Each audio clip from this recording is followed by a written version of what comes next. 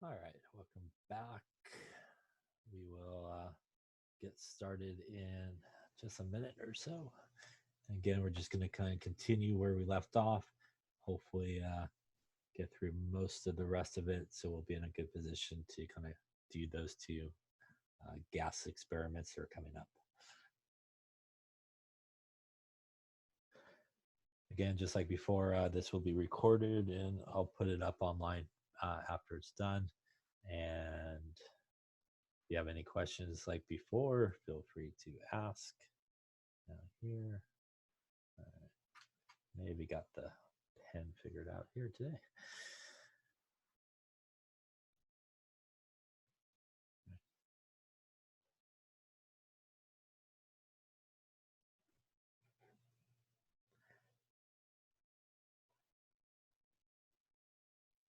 Okay, so again, we sort of left off here with one more sort of gas law to add to our ever-growing list of gas laws.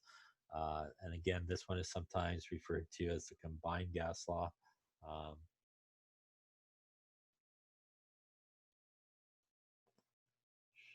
so this is the combined gas law, and again, it deals with everybody there. So you got your, or not, it just says not like this today. So we have our P1V1 equals P1V1 over T1 equals P2V2 over T2. And again, this, like I said at the beginning or at the end there, this is the one that gives people sort of the hardest trouble a lot of times in terms of rearranging and solving for those different things. All right. All right, so I think you have an example. So why don't you give that a go, and then we'll talk about it, which should be on the next page. Give you a practice to rearranging that equation. Yeah. So give this one a go. We'll talk about sort of the answer here in a minute or two. We got a oxygen gas at 27 degrees Celsius, a volume of 9.55 liters, and a pressure of 2.97. We changed the pressure to 8.25, and the temperature goes to 125. We're looking for the new volume. So see what you come up with and give this example a go, and we'll talk about it in a minute or so.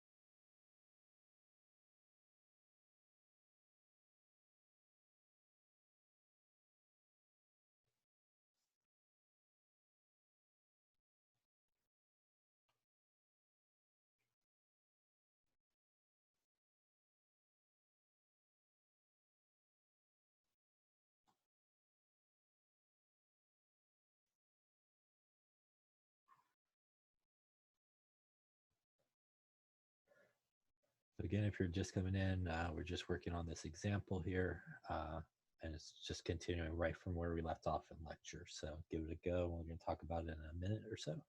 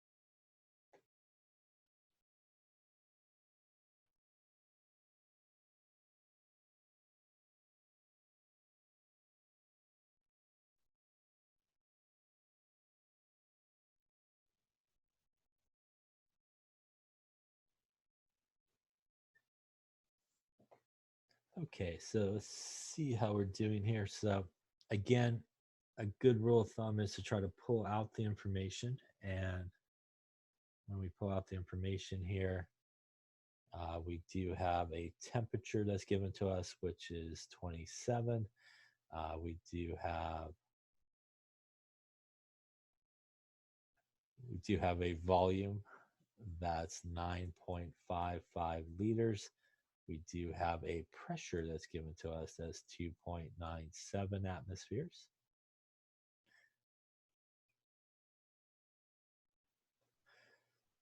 And I'll get your question in just one sec. We also see that the pressure is changed to 8.25 atmospheres. We also have a temperature that is 125 degrees Celsius and a volume that we're looking for. So if you're not sure what gas law you should use, you can see that pretty much the combined gas law would fit, as we have in this case 2 pressures, 2 volumes, and 2 temperatures that we're looking for. So remember that we do want to think about units here, and in terms of the combined gas law, which is what we're using here, that is our P1 T1 divided by,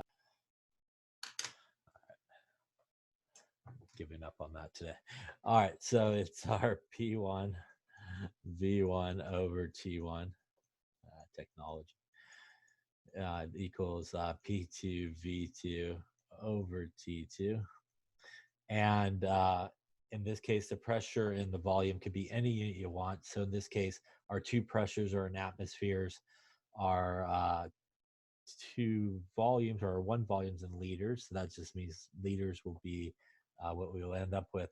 But like everything else, our temperature does need to be converted to Kelvin, and you essentially take the Celsius and you add 273 to it to convert it into Kelvin. Yeah, so you do add 273 to convert to Kelvin. So again, if you pull out that information here, we have, again, it should really push you towards the combined gas law as the one that you want to solve for.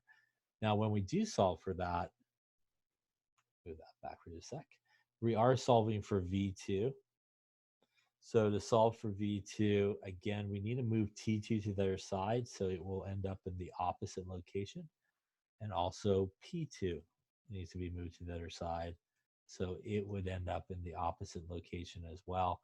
So that would give you something like P1 V1 times T2 is divided by T1 and P2, and that would equal V2. So again, you want to make sure that you rearrange these equations correctly. And again, that's just an easy way of doing it. Everybody ends up in opposite locations as you essentially cross over the equal sign. So if we do that and also convert our temperatures into Kelvin, we end up with 398 Kelvin for our T2 and 300 Kelvin for our T1. Rearranging that correctly and then plugging in all of our numbers in the right locations, which is also something people struggle with. They sometimes will put the T2 and the T1 and the P1 and the P2. So you want to make sure that you put the actual numbers in correctly. The kelvins will cancel here. The liters will cancel. And that is going to not be right. Something here is wrong. This is atmospheres. That's a bad typo. This is atmospheres here. So the atmospheres will cancel. And yes, again, that's why they invented an eraser, right? The liters will be left over. So the liters will be the only unit that's left, which is good because we're looking for a volume here. So if we solve it, multiplying everything on the top and then dividing by the bottom, we end up with 4.56 liters. Any questions on that calculation?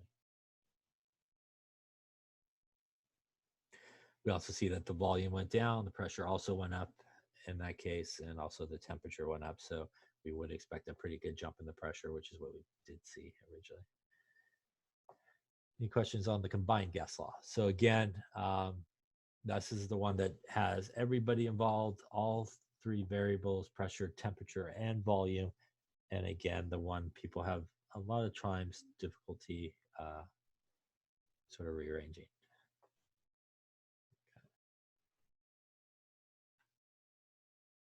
All right. So the next thing we're going to talk about is actually stoichiometry that involves gases. And stoichiometry that involves gases are basically the same as traditional stoichiometry problems. So a reminder that the first thing that you want right when you're doing a stoichiometry problem is a balanced equation.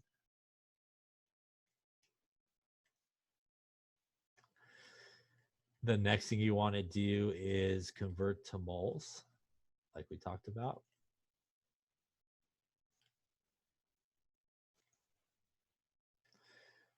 Next thing you want to do is the actual stoichiometry part, which is the mole to mole relationship.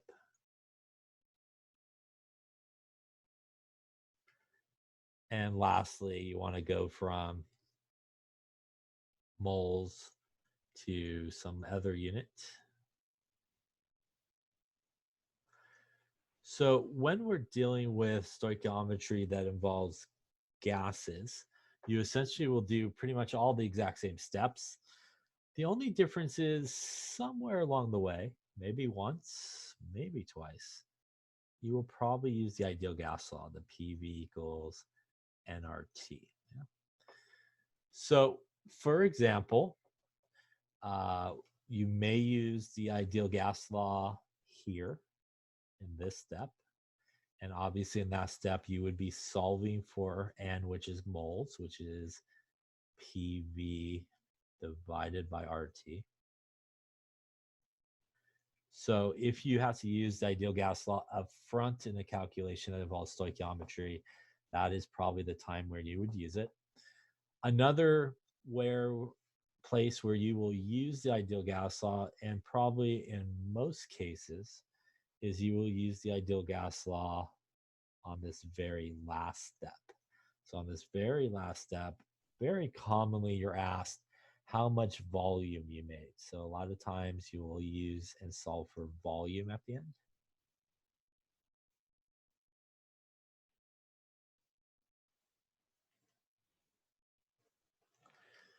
So all the middle steps are the same. So if you were given grams, you would convert the moles using the molar mass, and then do the mole to mole, and then use the ideal gas law. Or again, you may use it a little bit earlier on. Probably most of the problems you'll come across will be this sort of situation. These steps will be pretty much the same as a normal stoichiometry problem. And that means that for the second step, usually you'll still be using the molar mass from the periodic table to convert those grams into moles, and then use the ideal gas law at the end to figure out a volume. So a lot of it is exactly the same. The only additional thing is you may incorporate the ideal gas law into the calculation. Like I said, usually at the end, but you could use it at the beginning. But usually at the end is a lot of times where you'll see it. So let's take a look here. If we have this reaction here and we want to know what is the volume of hydrogen gas at 27 degrees Celsius and 1.25 atmospheres, that's required to react with 5.6 grams of phosphorus. So if you remember here, we're looking for at hydrogen, which is a gas. So when we think about the hydrogen gas, we want to think about has to do with stoichiometry. So we're going to do something with like PV equals nRT. So from the problem, we have the temperature is 27 degrees Celsius. From the problem, we also are given a pressure that's 1.25 atmospheres. We always have R given to us, right? R is the gas constant that we saw earlier, which is 0.08206. liters, atmosphere, Kelvin, and mole. And we're looking for a volume. So if you just kind of check mark off the ideal gas law, we have a pressure, we're looking for a volume, we have R, and we have T. So really the only thing that we're missing in order to solve for the volume is the moles of hydrogen gas in this case. Yeah. So if you just kind of check off the problem here, we're going to use this one, we're going to use this one. So this thing right here is the only piece of information that we did not use. But the problem here is this is not hydrogen gas. This is phosphorus, which in this case is P4. So much like a traditional stoichiometry problem, we need a way to go from phosphorus, take a U-turn, to our H2, which is what we're interested in. And that's where the stoichiometry part of the problem will come into play. And we can see from the equation, just like normal, there's 1 mole of P4 gives you 6 moles of H2. Yeah. So we're going to follow our same steps. We're going to start with the equation, which is balanced. So that's good. The next thing we want to do is convert what they gave us. So in this case, since we are eventually going to need moles of H2, we need to convert our moles of our grams of P4 into moles. So we would need to go to the periodic table and take 4 times the molar mass from the periodic table for P4. And if we do that, we will end up with 0.0456 moles of P4. Any questions up to this point?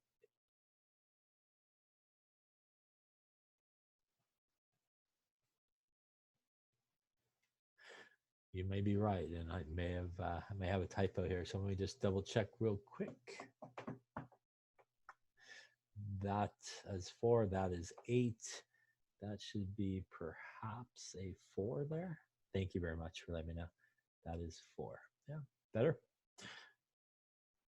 No, I think you're right. I think I just had a typo. So I think that should be 4. That gives us 4 phosphorus on each side. No, thank you for letting me know. 4 phosphorus on each side and 8 hydrogens on each side. So now we're balanced. I think a long time ago I cut and paste and always forgets to change that one. I think in your notes it might be right. Is it right in your notes? I hope. I thought I changed on your notes perhaps. But if I didn't, make sure you change it on your notes if it's not correct. So that should be the correct one there. And you definitely, like any stoichiometry problem, want to start with the correctly balanced equation. So it should again look like this.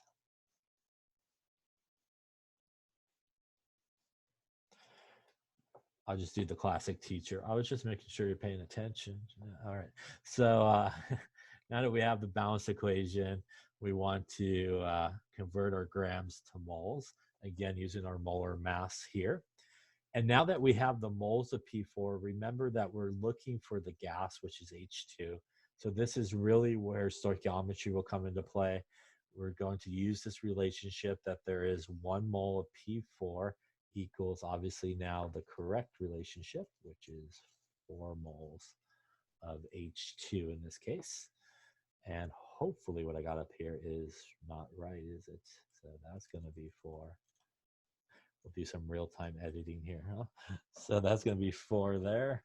And let's see, 0.0456 times 4 should give us, I'm afraid to hit the button. We can probably have to scratch it out. Yep. So that's going to give us, not this, that's going to give us 0.182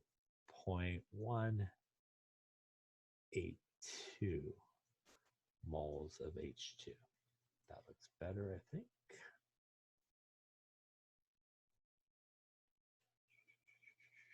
Cross that out. All right.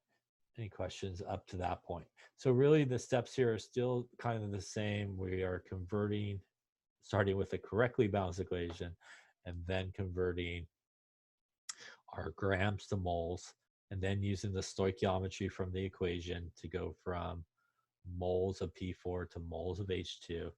And now that's important because now up here we do have the moles of H2, which is 0.182.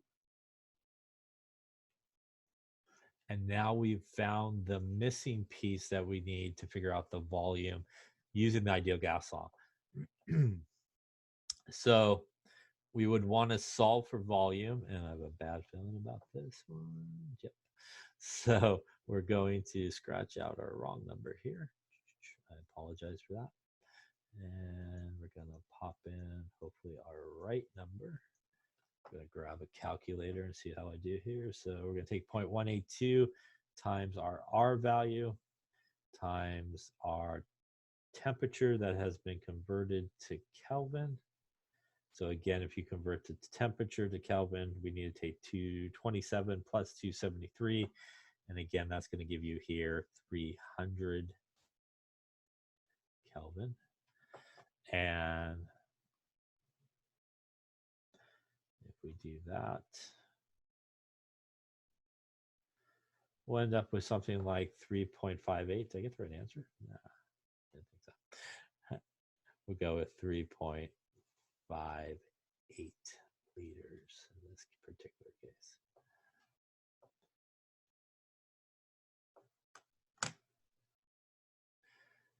Yeah, I'm just kind of maybe cleaning it up to the very end in terms of significant figures. Again, you can, if you want, do some significant figures, but you just want to clean it up at the end. And again, in this case, we mostly got 3 significant figures. Again, probably ignoring the temperature contribution. Again, you know, depending on what you use for 273, you can use 273.15. You use 273 will give you some different significant figures, sort of when you add those together.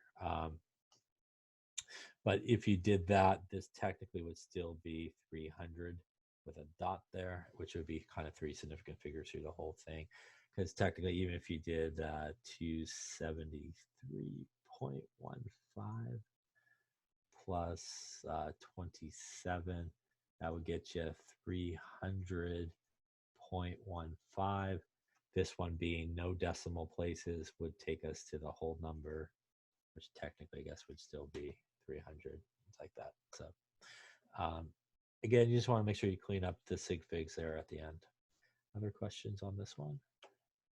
Some really bad balancing apparently. All right. So why don't you give the next one a go if you don't have any questions on this one. Hopefully the next one will be better. Let's see. All right, so if you take magnesium that reacts with hydrochloric acid in this reaction, which is actually the reaction you would have done, the experiment you would have done, which was magnesium hydrochloric acid for today. You want to calculate the volume of hydrogen gas that's produced at STP when we start with 5 grams of magnesium. And when we give you the molar mass of magnesium, that is 2431. So magnesium's molar mass is 24.31 grams per mole. All right, so take a minute or two there, give this a go, see what you come up with, and we'll see how we all do, including myself, apparently.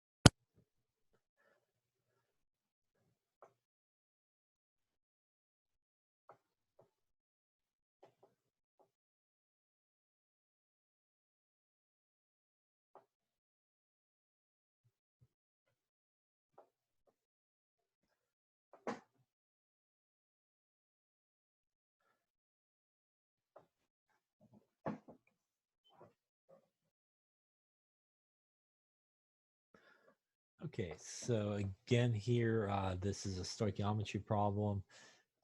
We are again looking for our volume of H2. So since it's a gas, we could think about the ideal gas law.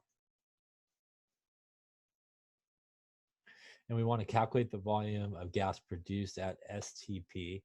Remember that STP does mean actual values. It means that the temperature there is 273 Kelvin and the pressure is 1 atmosphere. And also remember that you always have available to you R, which is your gas constant.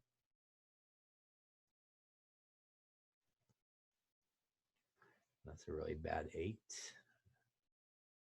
Try to fix it. Might have made it worse. Liters, atmosphere, Kelvin, mole. And in this case, we have our pressure, we have our temperature, we have R. Again, we're looking for volume. So just like the previous one, we do need to figure out the moles of hydrogen gas. But again, here we're only given the moles, the grams of magnesium. So that's where our stoichiometry is going to come into play. Again, we're going to do a mole to mole relationship between these two guys. And that is a 1 mole of magnesium gives you 1 mole of H2. Hopefully this is balanced at this point. I hope so. Or double check 1, 1, 2, and 2. So that's good. All right. So we're going to start with our balance equation. And it is balanced. So the next thing that we want to do is take the grams of magnesium and convert them into moles. So again, we're going to go to the periodic table to do that. And it's 2431 grams per mole. That gives us 0.206 moles of magnesium. Again, we're not looking for magnesium here. We want to get to hydrogen gas. So that really is where the stoichiometry comes into play.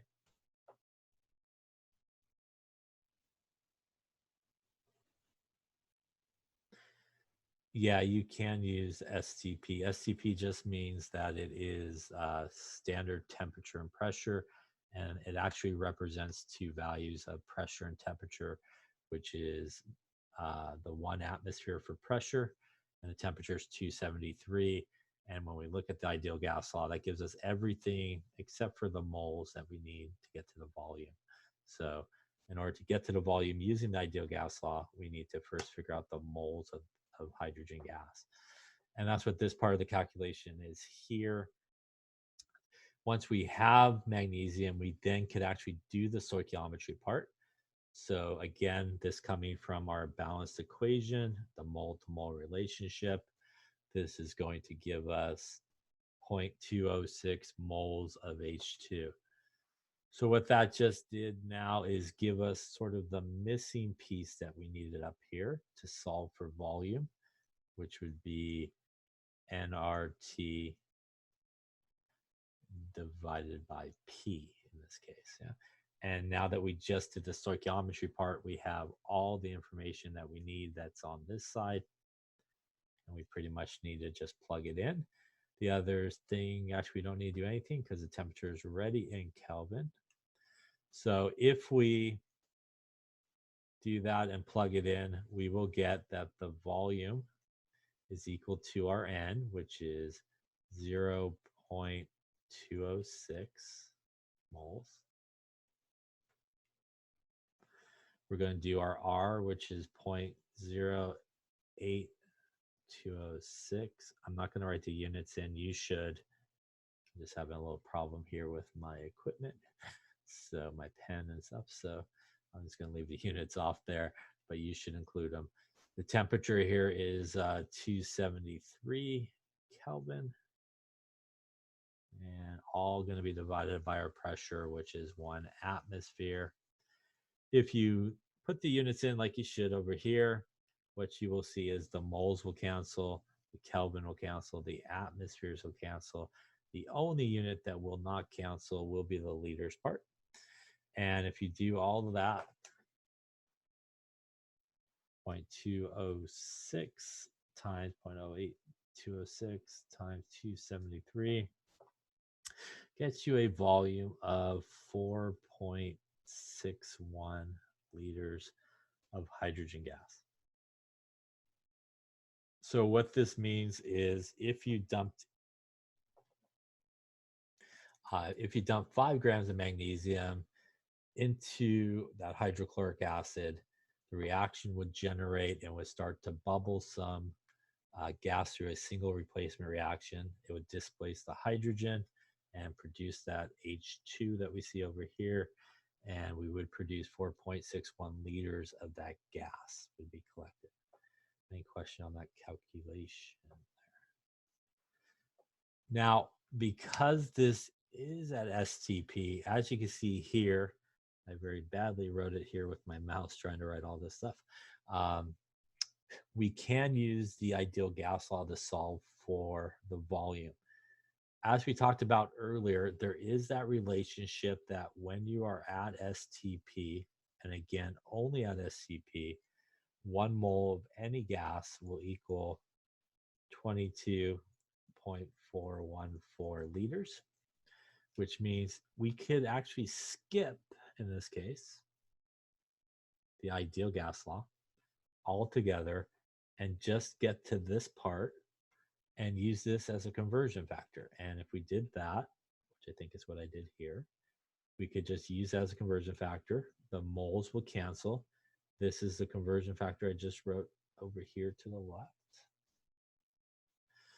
And that would get you, as you can see, the exact same answer as you got with the ideal gas law.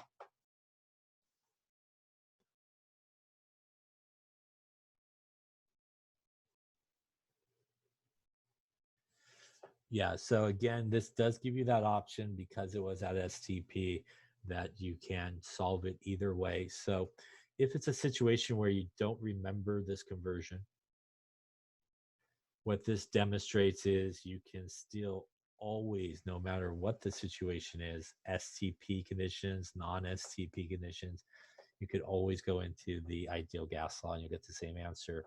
But a reminder that you could only use this because it was at STP. So because it was at STP is the only reason we could use that conversion. If it's not, then obviously you do have to go down the ideal gas law, right? Any questions on how to do either of those? Any questions about stoichiometry involving gases? It really is. Hopefully you can kind of see the same 4 steps as we've talked about before and previously. Again, your first step here, balance the equation. Second step, convert to moles. Third step, the mole to mole relationship. And the fourth step, convert those moles into some other unit. So it's really the same 4 sort of steps that we've done before with stoichiometry. It just involves the ideal gas law being used. Now, as I mentioned, the alternative type of problem would be that you might use the ideal gas law in this step. So instead of using molar mass, you may actually use the ideal gas law and solve for N. But probably most commonly, the ideal gas law will come here at the last step in the process. Any questions on that?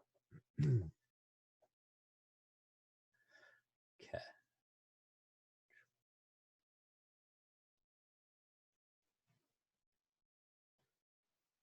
So the next thing we're going to talk about is gases and partial pressures and Dalton's law of partial pressures, which sounds really difficult, but it's not too bad. So when we talk about gases and we think about a gas, if we have a container that has a gas in it, I'll do my best here with a mouse. That is a very, it kind of looks like an A. So that is gas molecule A. And if we only have gas molecule A flying around in this container, the total pressure that's going to happen in that particular container is pretty much equal to just the pressure of gas A, as that's the only gas that's basically flying around in that container. Now, when we take a container, I'm just going to make it wider because I'm working with a mouse, so it's not that easy here. I'll go with an A. Flying around. Let's say we also have gas molecule B flying around. Maybe gas molecule C flying around. When we think about the total pressure that occurs in this container, it is not the result of just one gas. It is the result basically of all the gases that are flying around in there. And that means that really the total pressure is the result of the pressure of gas molecule A flying around in there, plus the pressure of gas molecule B flying around, plus the pressure of gas molecule C, for example. These guys are what are referred to as, I'll just do it right here, partial pressures, yeah. So that's the partial pressure of gas A, the partial pressure of gas B, and the partial pressure of gas C. And they're referred to as partial pressures because when you add them all together, it will give you the total pressure of that mixture of gases, as opposed to here, that's why they're referred to again as partial pressures, because they are each basically contributing to the overall pressure that we see in this particular case. So the way that we figure out the total pressure of a gas that's there in a mixture of different gases is to basically find the pressure of each gas separately. So the way that we can do this is typically you can use the ideal gas law. PV equals NR. Whoa, out of control, ideal gas law. Come back.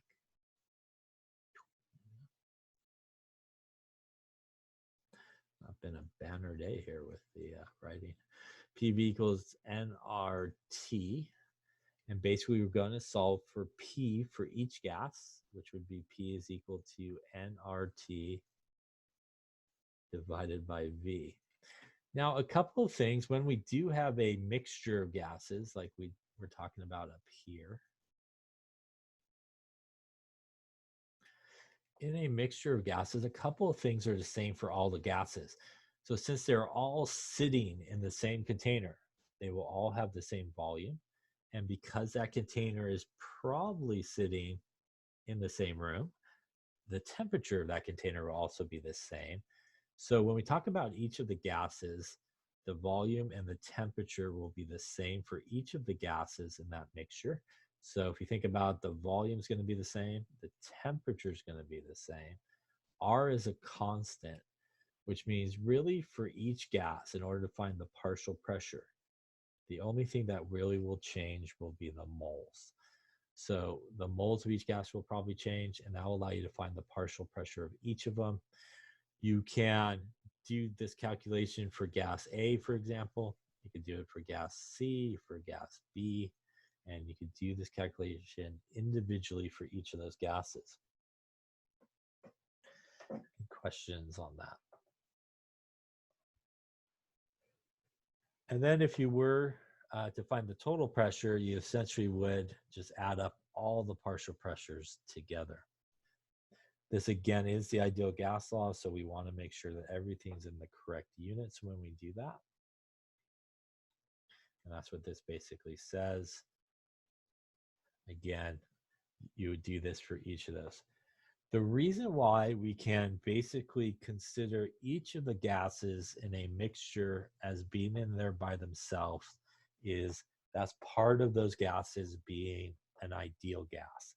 So part of the idea of an ideal gas is even though we technically have a container where we got gas A flying around, we got gas B flying around, we got gas C flying around. In this mixture, even though there's all these different gases, what makes something sort of part of what makes something sort of an ideal gas is the idea that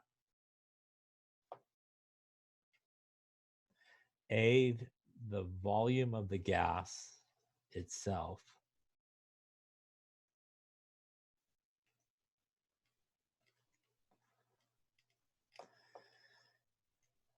is basically considered Let's get write 0 because it seems like less words to try to write with a mouse. Negligible, basically, is what I'm trying to say there. So it's basically considered very, very small compared to the volume of the container it's in. So if you look at a lot of problems that you come across, and when they talk about the actual volume of the gas, they actually a lot of times are really referring to the volume of the container that the gas that's in. Remember that the gas is flying around this container universally and freely, and basically it's filling it kind of completely as it's flying around in that container. So a lot of times in an ideal situation, we look more at the volume of the container rather than the volume of the individual gas molecules, because it's super small compared to it. But the second part that makes something an ideal gas, and really what it plays into effect in this situation, is we assume that there are no interactions between different gas molecules.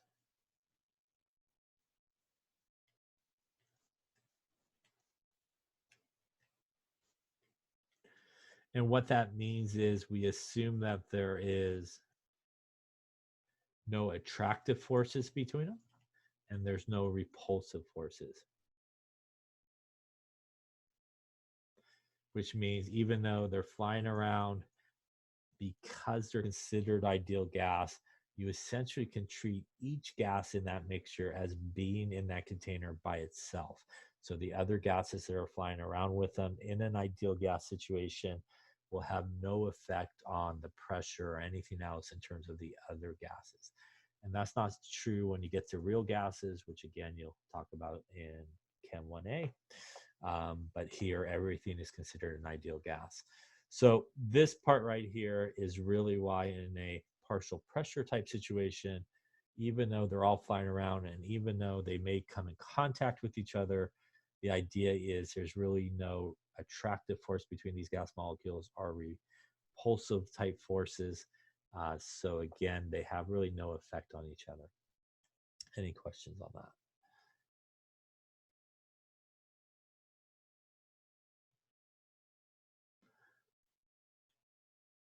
We're not going to worry about mole fraction. I hope that's not on your paper. So why don't you give this a go and see what you got or what you get.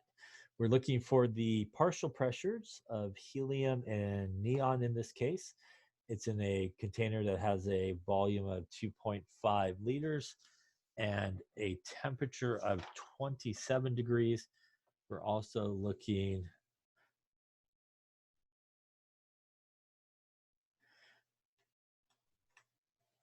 for the total pressure. Are you talking about this slide? Okay. So why don't you give that other one a go, and then we'll get back to it in just a second. But a couple of numbers that you might need for that one. Helium, 4.003 grams per mole. And neon is 2018.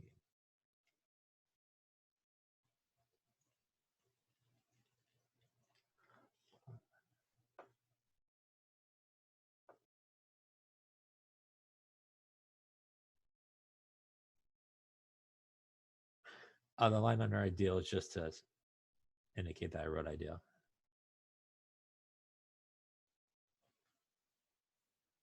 The line under that is the, let me go, whoops. Hang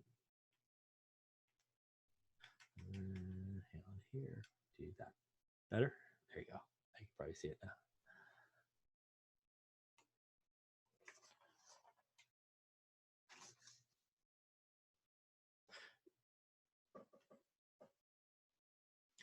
So again, the volume of the gas itself is 0 in an ideal situation, and we just look at the volume of the container itself. All right, so this one you don't have to worry about. Let's go here, and again, those molar masses for helium, 4.003 grams per mole, and our neon, 2018. So you should have 3 answers when it's all said and done. You should have 2 partial pressures and then a total pressure.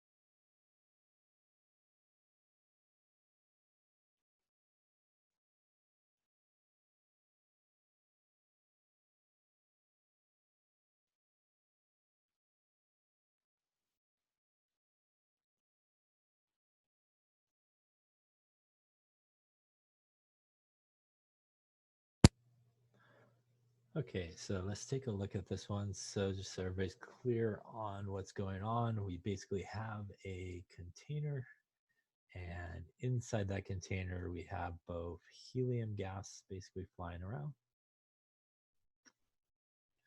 and we also have neon gases flying around as well. So again, as we talked about, this is a mixture of gases, which is commonly how gases are sometimes sort of presented. And we would need to figure out the partial pressures of each of those gases in that container, and also the total pressure. So again, because they're both in the same container, they both will have a volume of our 2.5 liters. And they both obviously will have the same temperature because they are in the same container of 27 degrees Celsius.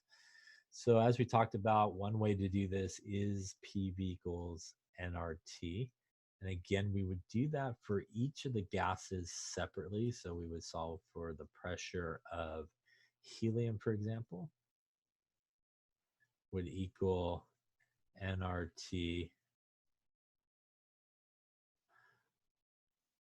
divided by V. And we would do the exact same calculation again for our other gas, which would be neon, which would be nRT over V as well. So the temperature in each of these are going to be the same. R, which is the constant, is going to be the same. So you always have that. So really, the only thing that we're missing in each of these is the N for each of the gases. So we do have to figure out the N, and we could do that because we were given the grams of each of those. So we could use the molar mass in the grams to figure out the moles of each of them. Remember, R is a constant, and also remember ideal gas law and any gas law pretty much. We also need to change our temperature into Kelvin. So we would need to add 273 to that. And that's going to give us 300 Kelvin when we convert that into Kelvin. So we would get 300 Kelvin. So the first thing that we want to do is really convert each of those grams into moles. So using the molar mass from the periodic table, converting our helium, we get 1.25 moles of helium and 0.248 moles of neon. And now we do have everything we need to solve for pressure for each of them. So we're going to do each one individually. Again, here, the idea is they're ideal. So even though they're all in there mixed together, there is really only no interaction with each other. So we could basically assume that they are in there by themselves. So if we did it for helium first, putting in all our numbers, this is our N, this is our R, and this is our T, which again gives us 300 when you do it. And this is our V here.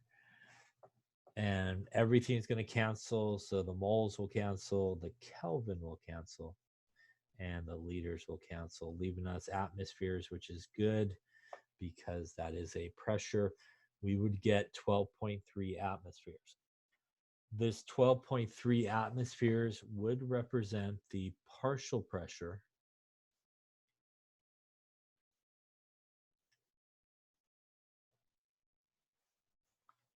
of helium in this case. Now, what we want to do to get the partial pressure of neon is the exact same calculation. The only difference is going to be the moles. So since we have a different number of moles, we would want to use that. So doing it for neon, again, going to be exactly the same thing. This is our N, this is our R, this is our T, and this is our V.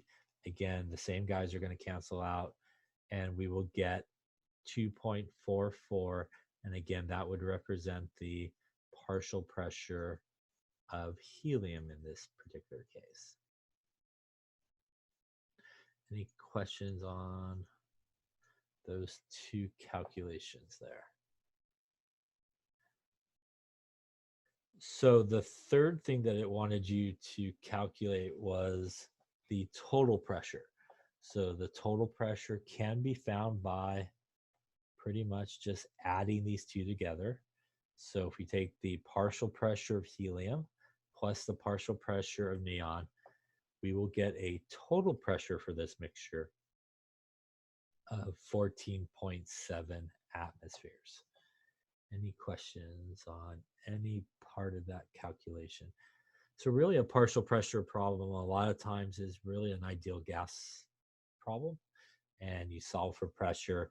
The only difference is you're just going to do it twice, like in this case. If you had three gases, you would do it 3 times. And usually the only thing that you have to find that's different for each of the gas is just the moles. Any questions on any of that there? We also see that the major contributor to pressure in this case is the helium gas. Yeah. So there is actually a reason why the helium gas is causing more pressure than the neon, and that has to do with the actual mass of each of those. Yeah. So neon is, I'm sorry, helium is 4.003. It is much lighter than neon. Neon is much heavier. So because helium is lighter,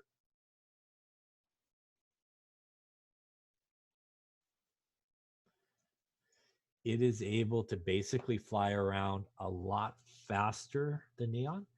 And because helium can fly around a lot faster than neon, because it's lighter, it's going to cause actually more collisions than you would see with neon. And that's why we see that helium has a much higher partial pressure in this mixture than neon.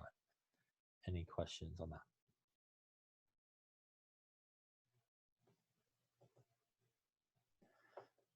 Okay.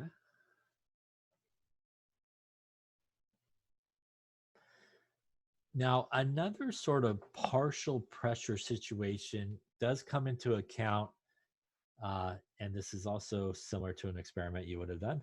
But in this particular experiment here, we have potassium chlorate.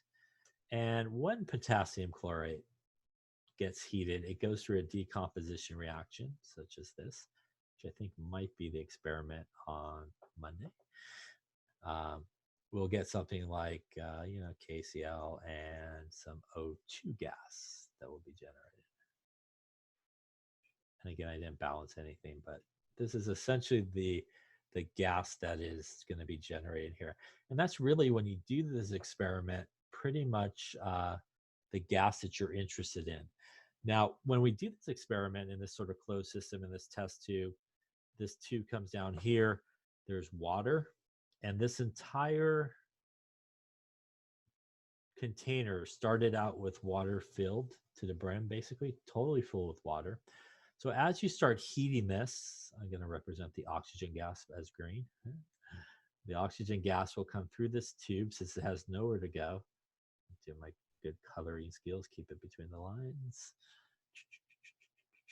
And as it goes into this container that originally was full of water, it will work its way up and basically start displacing the water.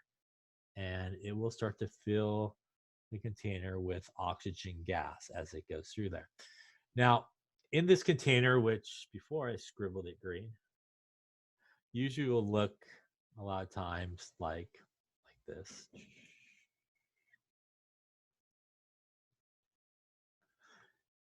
Usually it'll kind of look empty, like it did before I scribbled it. And in this empty container, that is where you would collect all of your gas, which in this example, in this thing, as it says up here, we would have oxygen gas in here. But because this experiment was done where the gas was collected, it's sometimes referred to over water, saturated with water. Just from the heat of the experiment, it's going to heat up that water. So in addition to the oxygen gas, which is what you're interested in, you will also get water vapor that will end up in that empty spot. So you'll have O2 gas, which is what you're interested in, and you'll have some water vapor that will end up in this spot. And the problem with that is, if you were doing this experiment, you're really not interested at all in the water vapor. So this creates sort of a partial pressure situation where the total pressure in this case would be equal to the pressure of the gas you're interested in. So for our example down here, we would be interested in oxygen, plus the partial pressure of water. And this value is what is known as the vapor pressure of water.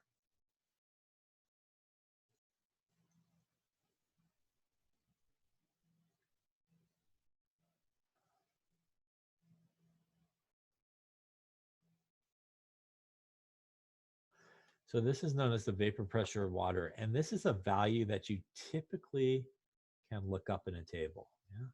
So either it's given to you in the problem, or you could look it up in the table. If we were going to really do these in person, this table would be hanging on the wall in the lab, and you go over there and basically look it up. You would look up this value based on the temperature you did the experiment at. So if it was 25 degrees, you would go and look on that table at 25 degrees, and you would have a value for the vapor pressure of water. The total pressure in a experimental type situation would come from the barometer. So you would take the barometer reading, which again is that device that's used to measure atmospheric pressure. And you would take a barometer reading, and that would give you your total pressure. And the nice thing about this is you typically have to do like a little correction to get the pressure of the gas you're interested in. And the nice thing about it is it's just subtraction. So the pressure of the gas you're interested in would equal the total pressure, which usually would come from the barometer, minus the vapor pressure of water at that temperature. So sometimes you have to do this correction in a situation wherever there's water involved when you're collecting gas. And that's because, again, the heat of the reaction will create basically water vapor or steam, and you're not really interested in that, and you need to sort of correct for it. So sometimes you'll see on experiments, they'll say, what is the pressure of the dry gas or dry oxygen gas or dry hydrogen gas? And what that means is you need to subtract off the contribution of water because you're not really interested in that. Any questions on that?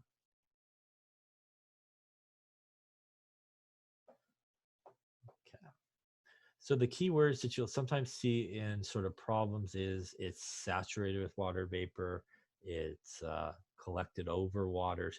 I'll mention something about how it was collected with water or saturated with water vapor, and that's a key that you probably need to go look up the vapor pressure of water if it's not given to you, and use this relationship here at some point in that calculation.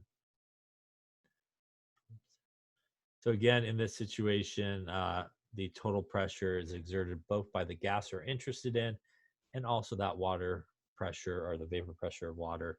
So we just do a little subtraction. So here's a typical type of problem. If we have a sample of oxygen gas that's saturated with water vapor, and that word right there, those keywords, saturated with water vapor, tells you that you have pretty much that situation that we just saw with that test tube going on, that you do need to correct for the water pressure, the vapor pressure of water. The total pressure is 753 torr. The vapor pressure of water at 30 degrees is 31.824. So this value here, if it was not given to you in the problem, you would need to go to a table and look it up. Usually in the gas chapter, usually in the gas chapter, there is a table of the vapor pressure of water in there, and you can kind of go use that to go look it up, usually if it's not given to you in the problem. So we're looking for the partial pressure of the oxygen gas in atmospheres. So this again is this situation. This is our total pressure plus the pressure of the gas we're interested in, plus the vapor pressure of water. And in this problem, we're given this number and we're given this number, which means essentially all we have to do is subtract. So the pressure of oxygen would be our total pressure minus the vapor pressure of water that was looked up, gives us 721 torr. And to convert torr into atmospheres, this is where we use that 760 number that we saw at the beginning of this chapter. So dividing our torr by 760 gives us the pressure of the oxygen gas, in this case, 0.949. This again is sometimes referred to in labs a lot of times as the dry gas. Yeah. Dry gas because you basically subtracted off water's contribution to it. Yeah. So that's the partial pressure of oxygen. are the pressure of oxygen, and is with the water taken out. Any questions on this sort of mixture of gas problem or partial pressure problem? This is a very common one that you'll see in the lab. So the lab that was scheduled for today and the lab that's on Monday are both of those labs you're still going to do. This situation occurs in both of them. So at some point in both of those experiments, you will need to do this calculation to figure out the pressure of the dry gas. And then for all the calculations after you do that, you should always use the pressure of just the gas by itself, not the barometer reading or anything like that. Any questions on that there? Okay, let's see. So just to finish up here, this chapter, this is what's known as the kinetic Mucker theory of gases. And let's just go through some of these parts. You should be familiar with these sort of parts of it. Gases are basically tiny particles, atoms or molecules. These particles are small compared to the distances between them. So the volume of each individual gas is thought to be zero or negligible. So as I was mentioning earlier, this part right here is one of the things that makes something an ideal gas. And that's why we typically talk about the volume of the container itself versus the volume of the individual gas. Again, because those gases are filling that container uniformly, it is actually the volume of the container that's much larger than the gas itself. So number 2 here is something that makes something an ideal gas. The particles are in constant motion, as we know. They're flying around. These collisions that occur with the walls of the container is basically what we associate pressure with. Number 4 is the other thing that we talked about that makes something an ideal gas. And that is the idea that we assume in an ideal gas situation that particles are not attracted to each other, or they are not repelled by each other. And that makes a big difference when we don't take that into account, because if we did, so for example, let's say we had a gas molecule that was heading straight for the wall. Now, if there was another gas molecule that he was attracted to, for example, this guy would feel some attraction going in the other direction. And essentially what that would mean is this guy would take perhaps a longer time to reach that wall. It may not hit it as hard or as fast as it normally would be going as opposed to the ideal gas situation where even if we have 2 molecules there is no attractive forces. So this guy is free basically just to slam into that wall as fast as he needs to be, while this guy over here in a real gas situation would feel some attractive forces, not hit it as hard. So again, in our class, everything will follow an ideal gas. When you take 1A, you'll talk about real gases where you have to take those things into account. The last sort of part of it has to do with energy. So obviously, as we increase the temperature, the gas molecules should be moving faster, and vice versa. If we drop the temperature down, our gas molecules should be moving slower. So you should be familiar with these different parts of the kinetic Mucker theory. And just to finish here, this is just some of the relationships that we talked about with our different gas laws. Temperature is a measure of the motion of gases.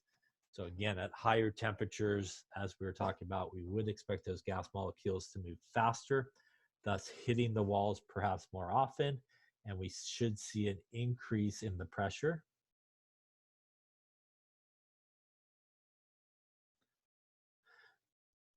Yes, that is the correct question. And at low temperatures, they're not moving as fast, and they're not going to collide as much, and the pressure should go down. Pressure and temperature in a rigid container, that was Guy Lusik's law. That was the one where as the pressure goes up, so does the temperature. Again, because the volume is not moving, it's going to increase the pressure, and vice versa. As the pressure goes down, the temperature goes down. Again, that Guy Lusik's law. And volume and temperature, which is Charles' law. As the volume goes up, so will the temperature. And the volume goes down, so will the temperature as well. So those are some of the relationships that we talked about through here. I think that might be it. Let's see, not too bad. Yeah, it's a nice picture. We'll look at it later. All right, so this pretty much wraps up chapter 13, which is the gases. So a couple of things before we finish up here.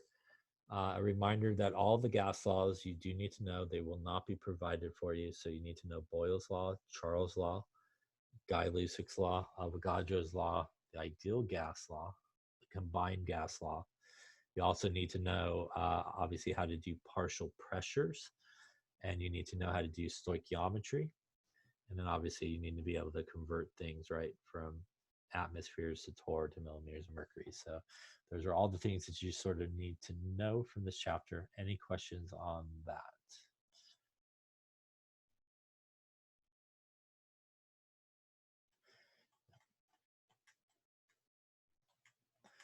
Okay, now this problem, Eric?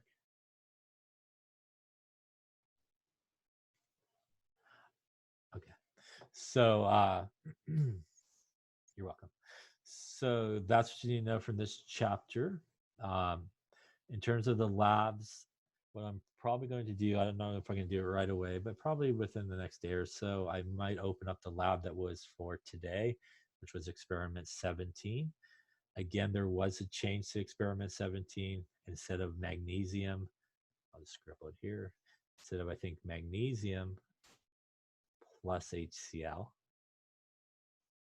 they changed it and they gave us a video that is aluminum, solid aluminum plus hydrochloric acid. So for experiment 17, that was the change. So you just need to pretty much, I think, on your sheets, change anything that has to do with magnesium and just change it to aluminum. The equation will be different. I think in the video that will be up there, you'll actually see the balanced equation, so it'll be different as well. But everything else is sort of similar in terms of how you would calculate it. So I might put it up and then today or sometime today or tomorrow when I get a chance. And if you want to start working on experiment 17, you can. On Monday, I'll put up, we'll do experiment 18. The pre-lab for 17 and 18 are due on Monday, so make sure that you finish those if you haven't done them already. And then they both will be due. I'll make them both due probably on Tuesday, so we'll give you an extra day since we have both of them. But I'll put the other one up in case you want to get a shot at it or start working on it, you can. And also then on Monday, we will lecture. I will open the lab session and answer questions on both of those experiments, 17 and 18, I believe it is. And you could ask your questions then if you do have questions. You know, if you're working on it before then, you could ask questions. Any questions on that? All right, a couple other things just in terms of exams and quizzes. I think next Wednesday we will have a quiz, and I'll put an announcement on Canvas, and it will be on, let's do stoichiometry. So we'll do the stoichiometry chapter. So we'll do the one that is balancing equations and stoichiometry. So balancing equations and stoichiometry, I think, was the chapter before, correct? So it'll be on stoichiometry and balancing equations. We'll do it on Canvas like we did the exam. Obviously, we'll do that on Wednesday. In terms of the exam I think is scheduled for 2 weeks from today, I believe. So it's scheduled for 2 weeks from today on Wednesday. It is going to be on whatever chapters that is, but I know it goes to 13 and 14. I'm going to take chapter 14 off of it. So the exam will cover just through this chapter here, 13, that we just finished today. And we'll move chapter 14 to exam 4. Does that make sense? So exam 4, I think, will be 14, 15, and 16. And exam 3, which is 2 weeks from today, will be, I know it's chapter, I want to say there's 9, 13, I feel, and a couple other ones. I can't remember the numbers, but I think it had to do with the balancing equations, the moles, and stoichiometry and those guys. So exam 3 will not have chapter 14. I don't recall the other numbers off the top of my head, but chapter 14 will not be on exam 3. It will move to exam 4. Chapter 14. Yeah, so the quiz is strictly on, and again, I apologize, I don't remember the chapters. I think stoichiometry is 9, but I think the equations might be in the balancing equations might be in there as well. So we'll keep it to balancing equations and stoichiometry, which is that includes basic stoichiometry, limiting reagents, and percent yield. So those things that are all involved in stoichiometry. Thank you, Erica. So it'll then be 6, 7, 9, and 13. Sounds right. Yeah. So I think 6 was balancing equations, right? 7 was types of reactions. 9 was stoichiometry, and then 13 is gases, if I'm not mistaken. Yeah. So thank you. So I think that's the right chapter. So exam 3 will be 6, 7, 9, and 13. And again, it will occur 2 weeks from today. The quiz will occur 1 week from today, and it will involve just stoichiometry and balancing equation. So I guess that's probably 6 and 9. I think chapter 6 and 9, if I'm not mistaken, would be those chapters. Any other questions on anything? Okay, so that'll wrap it up for today. Have a good weekend and all that good stuff. And again, if you have any questions about anything, you could always email me as well, So with that, if there's no more questions, we will end, I think. And like I said, experiment 17 and 18 official will be due next Tuesday, but I may post up 17 the next day or so in case you want to get started on it. All right, have a nice weekend. If you don't have questions, I will see you next week.